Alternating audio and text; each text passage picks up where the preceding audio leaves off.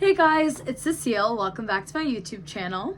Once again, the background's looking a little bit different, but that's because this is my bedroom in my new apartment. If you know me, this bedroom is definitely very me. It's very cutesy, lots of pink going on here. That's besides the point, because this video is all about the University of Michigan Medical School secondaries and the ones that I wrote that helped me get an interview, get accepted, and get a scholarship. So as I said previously with the Northwestern essays that I read out during my last video, this is going to be part of a bigger series where I basically talk about the schools that I got accepted to and then read out the secondaries that I wrote for those schools. Just because I know a lot of you guys are pre-writing secondaries right now, so I'm hoping that this will be a little helpful. And one thing to keep in mind about the University of Michigan specifically, and also the University of Chicago, I believe, is that these schools actually publicly post their secondary prompts on their website about a week or so before they release them to applicants on MCAT. So this was actually the first school that I submitted, and I was able to submit it literally an hour after getting my secondary because I went on their website and I saw the updated prompts for the year and I just wrote it. So if you're going to focus on a school to pre-write, definitely make it the University of Michigan or the University of Chicago, since I believe they do the same thing.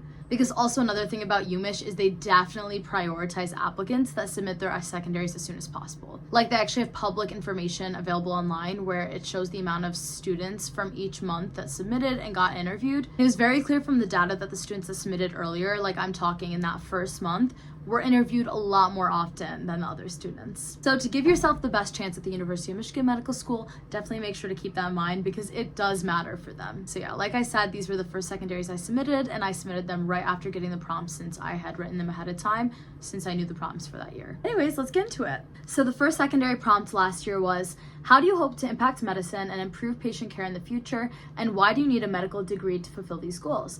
Don't exceed 1,500 characters, including spaces. So this essay was low-key hard for me, especially the second part, like why do you need to be a doctor to fulfill these goals? Because honestly, for a lot of the reasons people give for why medicine, there are a lot of other roles in healthcare that could also be used to fulfill those goals. So this was kind of like the why doctor instead of PA, nurse, that sort of thing. And this is what I wrote. I saw a child repeatedly visit the ER for asthma attacks until it was revealed he lived in a mold-infested home due to landlord negligence. I watched a teenage psychiatry patient, scared to speak to nurses, open up to me about being closeted at home after seeing the rainbow flag on my badge. These experiences, among many others, solidified my belief that both identity and social determinants of health, or SDOH, pose health risks that biomedical approaches can't reconcile alone.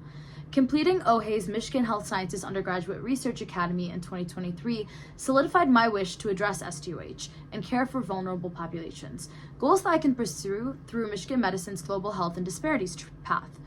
Additionally, the medical humanities path aligns with the major that I created in my undergraduate years, infectious epidemiology. The courses I chose centered on how sociocultural factors intertwine with health, and I aim to continue this humanities-based approach in medical school. I aim to impact medicine by deepening the understanding of diverse factors that affect health outcomes and advocating for holistic care. With a medical degree, I can apply my knowledge and love of disease biology to forge strong patient-physician relationships. This begins with patient-centered care that incorporates individual lived experiences. From there, I aim to also view medicine from a population level, learning how systemic factors affect care and working to make healthcare more equitable. So as you can see in that last paragraph, I really tried to focus on the physician-patient relationship and how being a doctor is kind of different than other forms of healthcare careers. But in the essay as a whole, you can see a very strong theme of equity that really comes across, and that's something that Michigan makes clear in their curriculum, and it's something that they really care about. So next up, we have the background essay. So this is a classic one, and the prompt was, please describe the impact of your identity and experiences on your growth and development, and how it may impact your career as a physician. 1,500 characters as the max once again. And so I wrote, my commitment to health equity began with my personal experiences helping my immigrant parents navigate the U.S. healthcare system. Growing up, I relied on community clinics for my yearly vaccinations. And years later, I was leading Connect for Health, connecting hospital patients to clinic appointments, federal aid, and other essential resources. Though my Middle Eastern identity facilitated relationships with Arabic-speaking patients, my dedication to cultural competence was pivotal in connecting with patients from different backgrounds. My identity has continuously informed my goals in not only science and medicine, but education. As a first-generation American from a low-income household, my passion for educational equity led me to co-found Notable Narratives. By guiding first-gen and low-income high schoolers through the college application process, I saw a profound impact that having a mentor of the same identity can hold. At a time when healthcare disparities disproportionately impact marginalized communities, this sentiment remains true. As a physician, I will continue to leverage my cultural and socioeconomic experiences to better serve patients with similar backgrounds. By fostering an environment where patients feel understood, I hope to make healthcare more equitable and inclusive. I'm confident that by attending Michigan Medicine, I will have the support and community needed to advocate for systemic change. Now, for those of you who listened to my Northwestern Secondaries video, you'll notice that there is some overlap in the sentences I use and the experiences I talk about. And I mean, this is totally normal and natural. Like, I applied to 35 schools, so I definitely reused some content and then just made sure to fix it so it adhered to the word limit and also like integrated information from the right school. Definitely make sure that you don't have the name of another school in your school secondaries when you submit them. Moving on, the third secondary prompt was, the University of Michigan Medical School strives to be a place of equity and belonging for diverse patients, learners, and healthcare professionals. Please describe your experience advancing inclusion and how you envision contributing to our community's mission. Once again, the maximum 1,500 characters. So for this essay, I actually took a different approach. I didn't want to use this essay to basically talk about all the activities I did in college, since I already did that in the activity section. And I know that's kind of what they were asking for, like when have you advanced DEI initiatives, like when have you really like advocated for diversity and the things that you do. But instead, I took a different approach where I talked about a situation I was in which I was helping to advance inclusion and equity with somebody that like didn't agree. This was also an essay that I tended to use when I had that one prompt that is like, talk about a time where you talked to somebody that had a different viewpoint than you did, just because I feel like this was a very strong example, and you'll see what I mean. So this is what I wrote. The colors of the rainbow fill the streets of Chicago as performers march the pride letters down the street. I walk alongside them, taking Polaroids and distributing symbolic rainbow carnations. I'd been planning this for weeks after getting a grant to host an event for Pride Month, aiming for the parade to be as inclusive and uplifting as possible. However, I was soon interrupted by a protester.